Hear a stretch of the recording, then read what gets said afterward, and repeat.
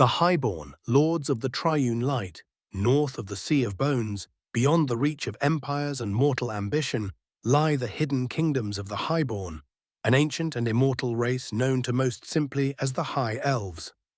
They are a people of unmatched magical precision, celestial discipline, and racial pride so vast it borders on divine certainty. To encounter a Highborn is rare. To understand one is rarer still. They do not live among the other races of Tanalon, nor do they wish to. They dwell in 3 hidden realms nestled within the Sky Spire Mountains, high above the northern coast, where only the sun, moon, and stars are welcome. Geographically, the Highborn kingdoms sit at a powerful crossroads of civilization and isolation. They are positioned north of the Sea of Bones, northeast of the dreaming empire of Dor, southeast of the dwarven capital, and directly east of the wood elf homeland of Everwood, whose forested borders they respect. While the Highborn hold little regard for most mortal nations, they maintain a respectful and peaceful relationship with the Wood Elves. Both peoples share an understanding of ancestral land and arcane sanctity, and while their philosophies differ, their borders remain undisturbed.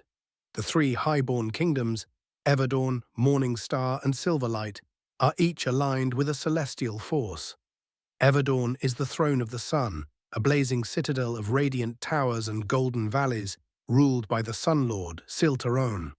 Morning Star is the throne of the stars, a crystalline spire among the clouds where time is measured in probabilities and prophecy. It is ruled by the Star Lord, Glandamgil. Silverlight is the throne of the moon, veiled in eternal twilight, where dreams speak and illusions rule. This is the domain of Lady Alunaralan, the moon's voice. The Highborn use a device they are star bridges that can teleport them anywhere on the surface of Tanalon, as long as there is not great counter or anti-magic spell or field there. This star bridge looks like a giant rainbow, but it is silver light and leaves a silver outline on the ground. It is said the only way to enter into the High Elven kingdoms is by using the star bridges. There are other ways just a lot more difficult. Though each kingdom is sovereign, all 3 operate within a unified doctrine, the one pattern. To the Highborn, the universe is not a chaotic force. It is structured, sacred, and intelligent. The sun, the moon, and the stars are not deities, but manifestations of the greater design. This design is not worshipped in prayer, but in alignment. Their temples are not filled with icons, but with lenses, pools, and chambers aligned to celestial points. To violate the pattern is heresy. To exist within it is enlightenment. The Highborn do not age as mortals do. Their bodies mature to physical perfection, typically in their 3rd decade, and then cease aging entirely.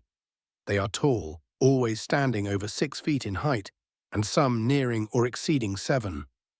Their features are flawless by elven standards, sculpted faces, symmetrical bone structure, and lean, powerful builds. Their skin ranges in tone from pale ivory to deep obsidian, but all Highborn share one unmistakable trait: a faint inner glow beneath the surface of their flesh, most visible under moonlight or starlight. Their hair is always long, ranging from snow-white to pitch black, and their eyes shine with luminous color, often crystal blue, emerald green, radiant gold, or pure white. But it is not just their appearance that sets them apart.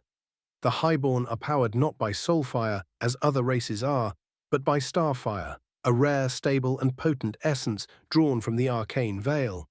This gives them unmatched magical affinity and a resonance with celestial forces that even the gods acknowledge.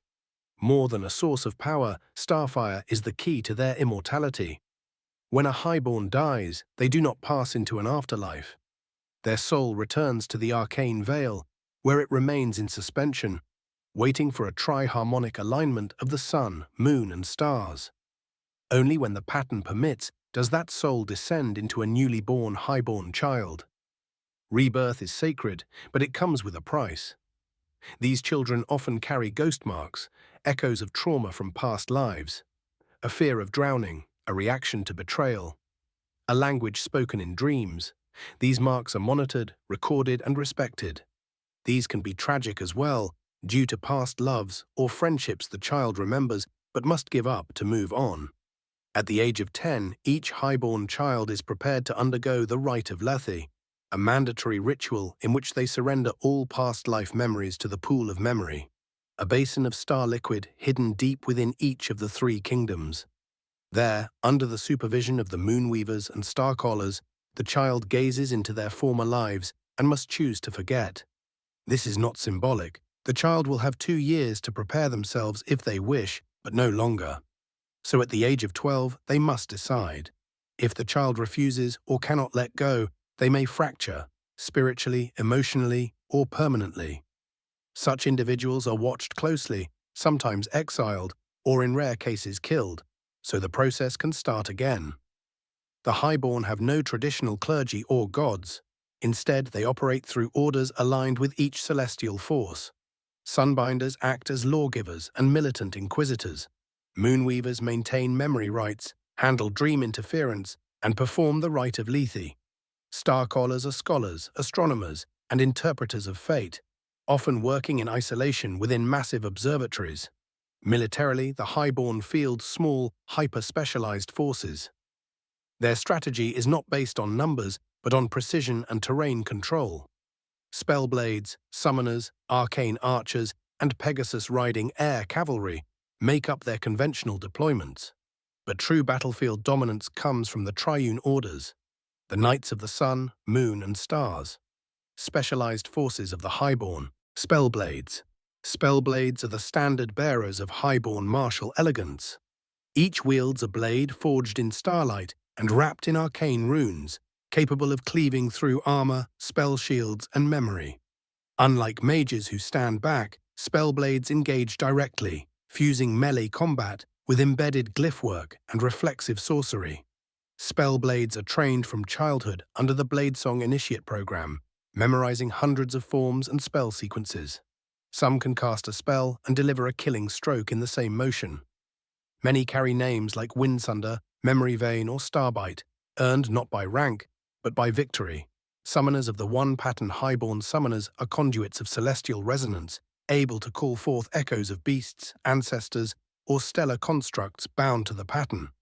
Unlike necromancers, they do not force submission. Their summoned entities are harmonic projections, manifestations of the will of the cosmos. Summoners are rare, and their presence on the battlefield often signals that a war is to be ended, not merely fought. Many wear mirrored veils and speak in patterns of 3, a tribute to the triune. Arcane archers. Silent, robed, and mathematically lethal, arcane archers harness celestial wind and quantum trajectory runes to land impossible shots. They can curve an arrow around mountains or split through shields mid-flight. Each arrow is etched with a chosen sigil: stun, burn, collapse, delay, disintegrate, return. Recon agents or operate in triads. Their presence on the field is rarely noticed until a general drops mid-command. Air cavalry, Pegasus Knights. Not merely mounted warriors, Pegasus Knights are aerial tacticians, combining gravity-based magics with high-speed charges.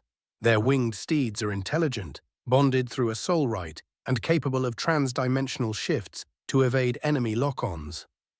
Pegasus Knights are often deployed in the opening of a war, clearing the sky, disrupting formations, and disorienting enemy mages. 2. The Triune Orders. The Triune Orders are the reason other nations fear highborn war. These are not soldiers.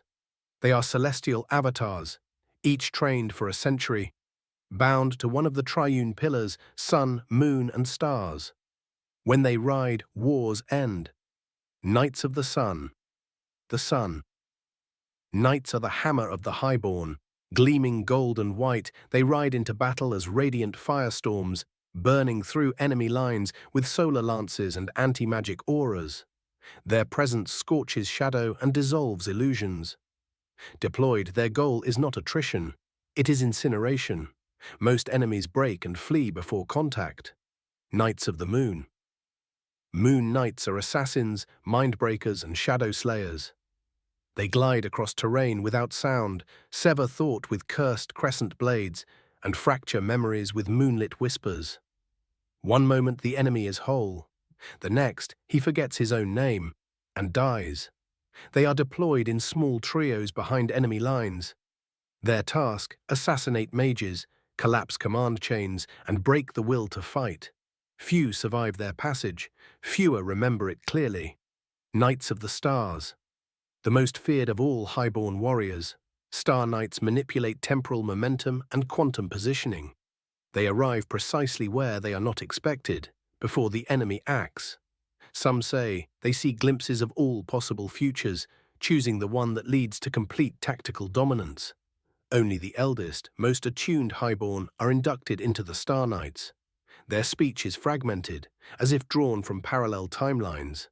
When one speaks a name, that name is often already dead.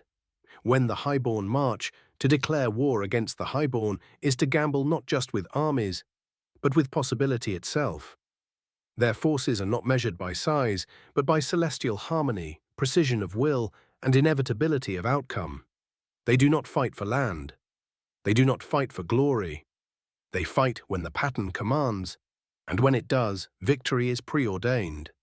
To most of Tanalon, the highborn are a mystery. To some, they are gods. To others, they are arrogant relics of a forgotten age. But in truth, they are something far more dangerous, an immortal people who believe they are part of the universe's operating system. They don't seek power. They don't seek dominance. They are power, and they are dominance, expressed through magical law, not political conquest. Their alliance with the Wood Elves remains strong. The two races do not mingle, but they do respect one another. No wars have ever been fought between them, and both sides keep to their borders. The highborn hold no hatred for the dwarves or humans, only indifference.